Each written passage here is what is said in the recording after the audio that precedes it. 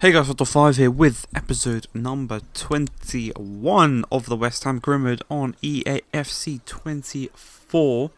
Kicking off today's episode, we are signing a third choice goalkeeper who probably come January will become a second choice goalkeeper. That is Joe Hart, released from Celtic in the summer. Nobody's picked him up just yet, so we went along and got him, signed him up for the boys.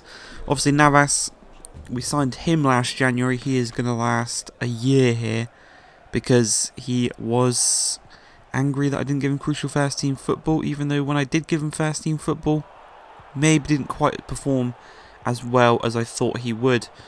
And I mean, his first game for the club was against the team we are playing right now, Brentford, in that embarrassing 3-2 defeat where we were 2-1 up in the 89th minute and 3-2 down come the 92nd minute. But early on in this game, 19 minutes in, Balon does go for a nice little shot, but he actually picks up a slight knock in this one. And I kept playing him, kept him on the field for a little bit, but he just couldn't quite shake it off. So I think there's a enhanced risk if a player continues playing with an injury. So we did take him off eventually. Not before though. Edson Alvarez charges from deep and slots the ball past the keeper. I think that's back-to-back games he scored in. He scored in the end of last episode, and now he's scoring here today.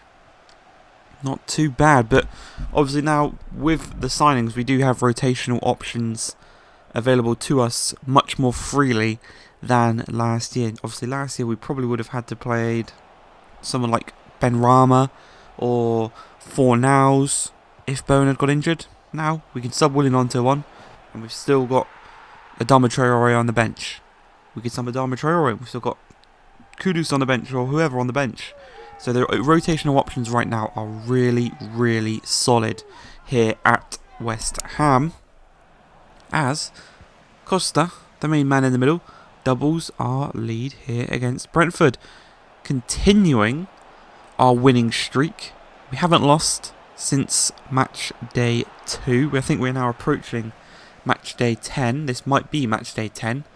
So that's 8 games winning in a row. That's winning the league type of form right there.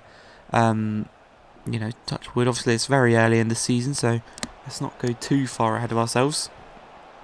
But right now we're in a solid little spot to secure ourselves Champions League football.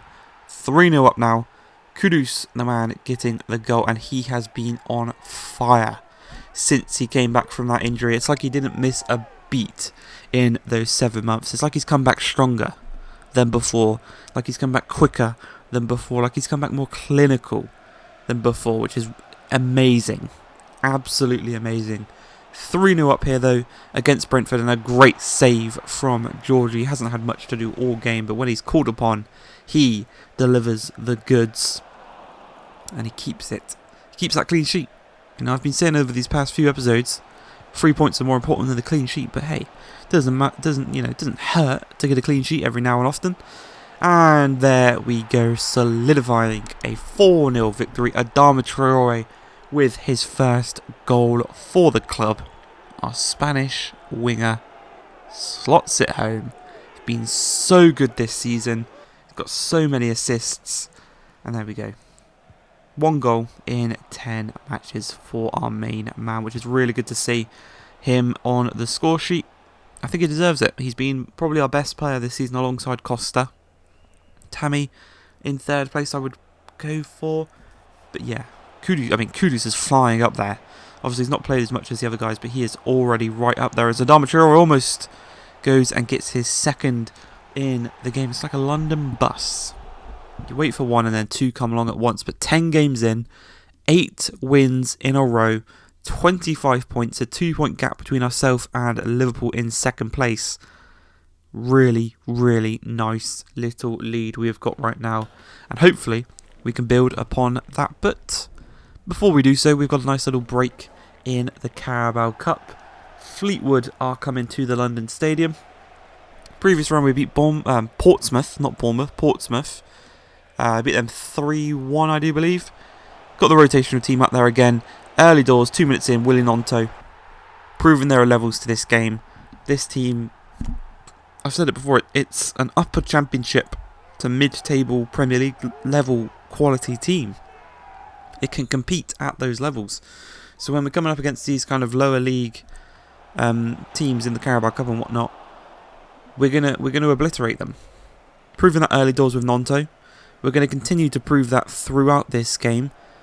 We win this game. I'll ruin that now. We are through to the next round of the Carabao Cup. But the way in which we do it is absolutely insane. I think it's probably one of the highest scoring games in the history of the Carabao Cup, maybe. Maybe, just maybe. But you're probably thinking, half an hour in, it's only 2-0. How are you going to break the record for highest scoring game in the cup? What's going on here? Well, we go absolutely insane in the second half, but Nanto finds Wilson, finds Traore, uses his pace to get past Holgate. A little bit of fancy trickery. You know, he's not just a pace merchant, he's got the skill, he's got the flair as well to go alongside it, and Cameron Archer has got the finishing to go alongside that. He makes it 3-0, and our Archer up top finds the back of the net once again. He has been a really nice little pickup alongside Traore. One of the two cheaper players that we did sign. Obviously, we signed a lot of free agents, but the people we actually spent money on, we really didn't spend too much. All things considered, obviously, we spent 20 million on Tierney. Free agents all over the place, but then 5 million on Adama Traore, and it was about 5 million on Cameron Archer as well, as he secures his hat-trick just before the hour mark. That's 5-0 on the night. Match ball coming home with the big man up top. Good to see. But yeah, we've still got a chunk of budget left for January, which is actually rapidly approaching us, to maybe solidify up some spots to help us secure Champions League football, or hell, even secure the league title, which would be insane. But speaking of Adama Traore goals, like I said, they are like London buses. You wait so long for one, two come along at once, and he goes and scores in back-to-back games. Really nice to see, and it's nice to see that the signings we have made are paying off. You know, a couple of signings we made in previous career modes took a while to gel in, took a while to kind of get acquainted, as it's like a spooky London bus, because a third one has come along as well, you know. But yeah, sometimes it takes transfers a while to get acquainted to the club and whatnot, but they have gelled instantly, and it is working perfect for us in the league. It's working nicely for us in the Carabao Cup. We're 8-0 up, 67 minutes in. We just had a rapid-fire flurry of goals going in, but it did slow down. 5 minutes remaining in this one. Still got the original 4-4-2 of all rotated players out there. And we are going to go and score the 9th goal of the game, the 4th of which to be scored by Cameron Archer. 9-0 on the night. Surely that's got to be a record. I'm not 100% sure, but, you know, well, someone like Everton probably scored 16 goals in a cup game in 1932 or something like that. But 9-0 on the night. We are through to the next round. We have embarrassed Fleetwood. And like I said, this rotational team, when they are called upon, they deliver for us. And they did so big time in this game here. Returning, though, to some transfer action. There was an offer originally accepted by Spurs. We went and accepted an offer by Arsenal. Navas is going to join Arsenal for £6 million. You can see there, Erling Haaland wins the Balon d'Or in this one. Congratulations to him. Real life, I'd probably still give it to Messi, just because of what he did at the World Cup and what he's, you know, it's Messi. As long as he's playing, he is the best player on the planet. We're coming to the final game today. Luton come to the London Stadium looking to go for 9 wins in a row in the Premier League. Big challenge, you know. It's not many teams have won that many games in a row. It's only kind of the elite teams. I would assume Liverpool, City, Arsenal, Chelsea, Spurs maybe have done that. I don't think many teams, maybe at home, maybe they've won 9 games in a row, but I feel like that's something only maybe the big 6 have done. I'm not 100%, maybe that's terrible ball knowledge, but we do go 1 up in this one against Luton. Nice little goal to put us in front. It is Lucas Paqueta scoring from deep as always, and the role changes this year, I think they've been underrated as well. The fact we have got players like Paqueta and Alvarez from deep, they can score goals. They've proved it in today's episode, but then in front of them, you've got Costa, who's the top goal scorer in the league. You've got Bowen out wide, who's no slouch when it comes to goals. Kudus, who is absolutely insane. Rotational options between Tammy Abraham, who scored 36 last year. Cameron Archer, who's just got 4 in one game in the previous game. The rotation and the actual squad is incredible. Absolutely incredible. As Kudus shows off his pace and his strength. Almost gets the assist there on Costa's goal, but it doesn't quite work out.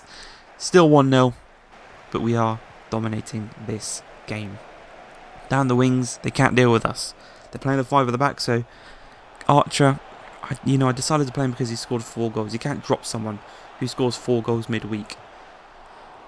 Putting him up against the 5 at the back, kind of lone striker, maybe I set him up to fail, but it's Premier League experience at the end of the day. It's Premier League experience, and if he's scoring or not, he's got a chance here to put the ball into the back of the net, and almost does it. Alvarez comes in, grabs another in today's episode. Like I said, driving from deep. Our 2 goal scorers in today's game, Paqueta and Alvarez, are 2 defensive midfielders.